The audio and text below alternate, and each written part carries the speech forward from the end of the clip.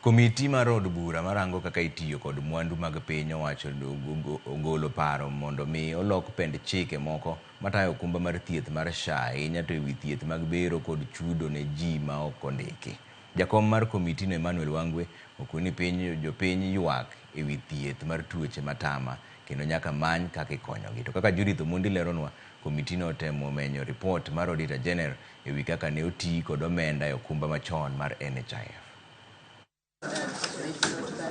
Okobedo mayot ne telo mar SHA kama oriwo jatatije Dr. Masi Mwangangi kod Robert Ngasira ma ochung' ne weche mag omenda e duoko penjo e nyim komiti marango kaka itiyo kod omenda e od bura.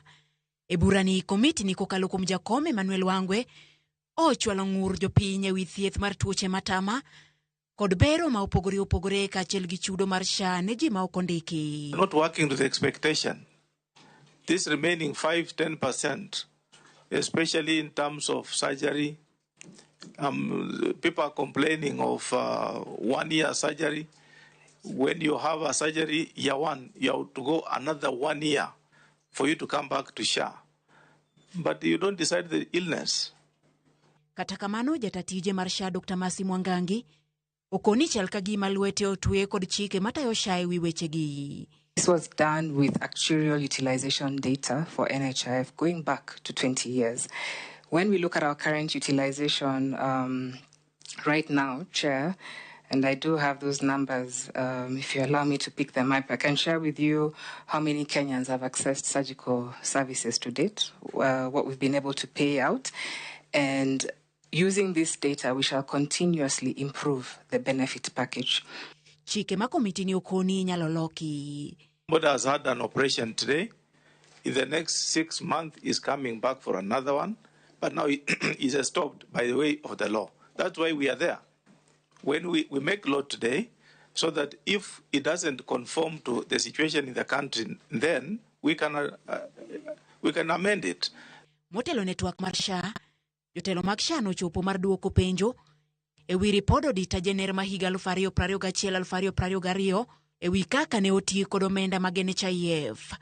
Duoko penjo ewi kaka ne oti kod $77,000,000 e chulo okinde mar manyo $13,000,000 ne okelo twak maliet mane otamo jokanyo mag SHA duoko. That year alone, CEO, over 247 million were used.